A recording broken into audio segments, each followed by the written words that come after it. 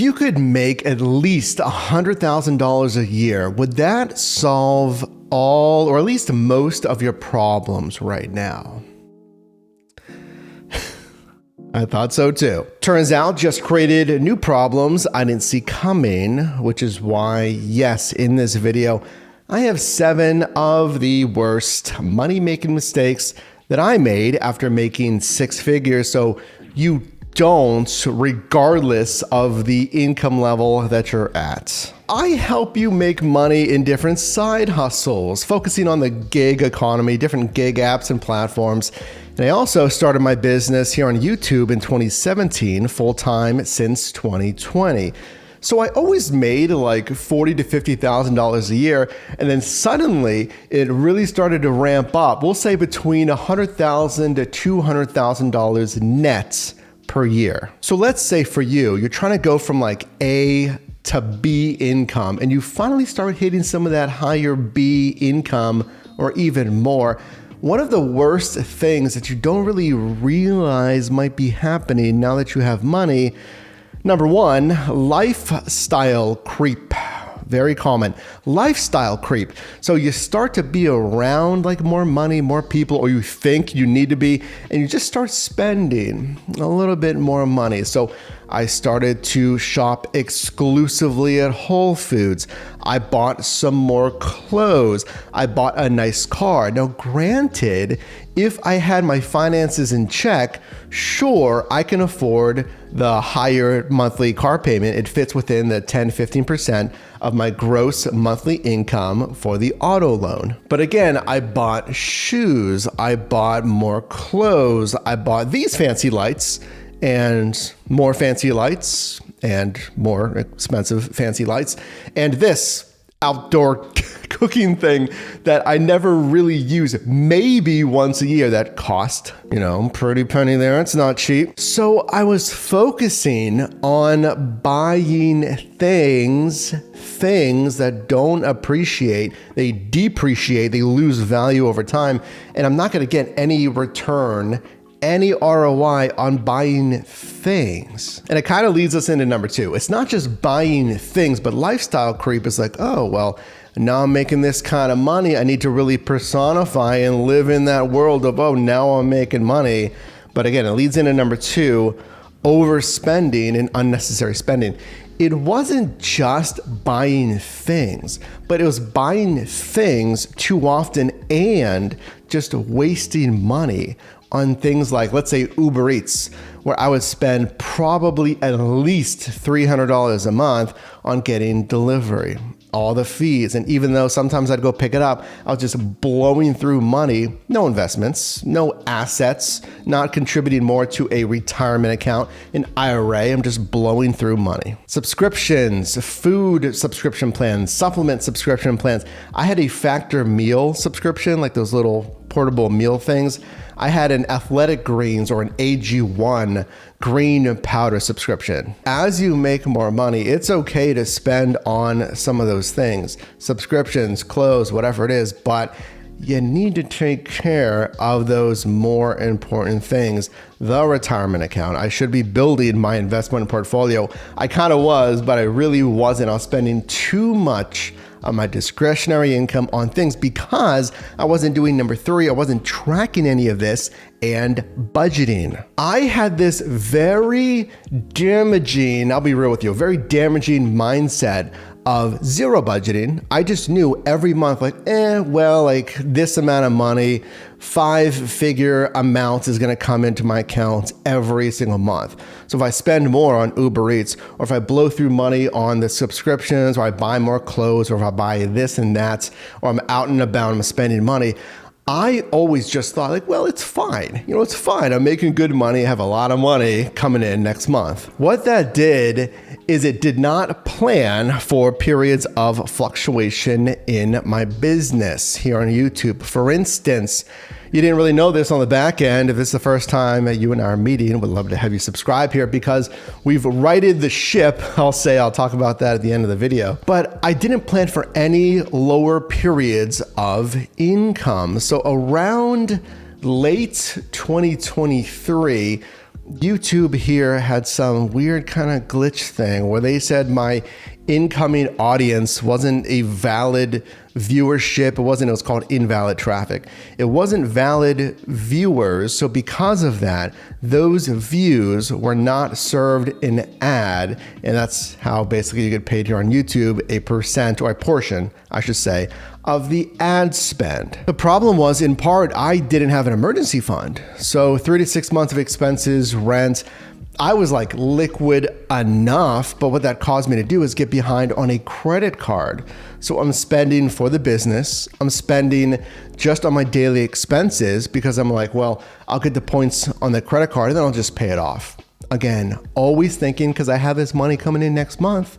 But when the money started to go down by like, I'm talking like 40% of what I typically would get, I didn't have the money to cover everything. Now I'm a lot more mindful of my spending and budgeting needs versus actually just wants, and cutting out the subscriptions, cutting out the stuff, even Amazon Prime, the Factor done, AG1 done, Uber One done, those subscriptions, not buying like clothes basically every month and stuff like that. But what happened, because that income dipped a little bit, I wasn't budgeting at the time. I wasn't thinking about as much, and I wasn't budgeting for the number 4, taxes. I even said, I'll be straight up honest with you. I've always said like, hey, if I teach on gig work, set aside at least like 20 to 30% of your gross income for taxes, because as a 1099 worker, you don't have the taxes withheld like a W-2.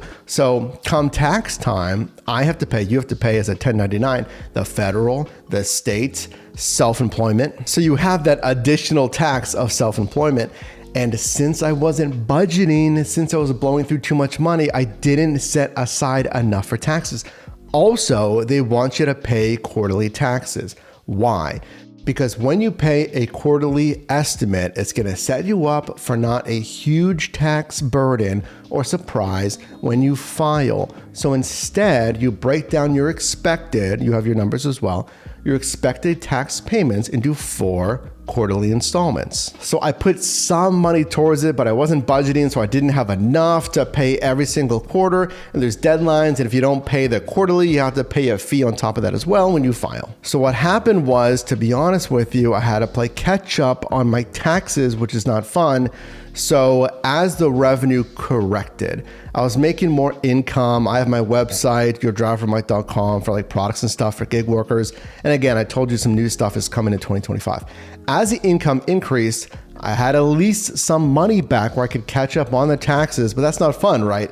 I want to be up to date, so I have more money going towards my business and other stuff, not just for taxes. But number 5, let's talk about a very helpful tool that can also be very damaging if you don't know what you're doing. And I assumed that I would have the income to cover it. And I did, but I did not plan appropriately for, like I mentioned, those different periods of income fluctuation.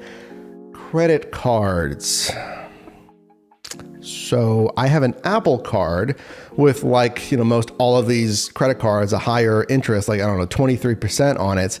And when, going back to that YouTube thing, when pay decreased, not having an emergency fund, then I was spending on the credit card, also still overspending on the credit card. So all of that compiled, and I just didn't have the money to pay down that credit card as fast as I wanted. So I had to allocate somewhere. Obviously there's rent, and then there's catching up on the taxes. So the credit card fell by the wayside and it incurred that interest. Now, credit cards can be a good thing. And now that I've leveled out all of these things here and addressed some of this finance stuff, that I like credit cards, understanding how many lines you have open. So credit lines, number 1. Number 2, they're looking at credit history. How long have you had credit accounts for?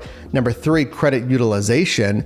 So for instance, you would want a higher limit. You want to request higher limits on your credit card every 6 months or so, see what they say. At least this is what I did through the Apple Card. And I got it increased eventually over time to 23,500.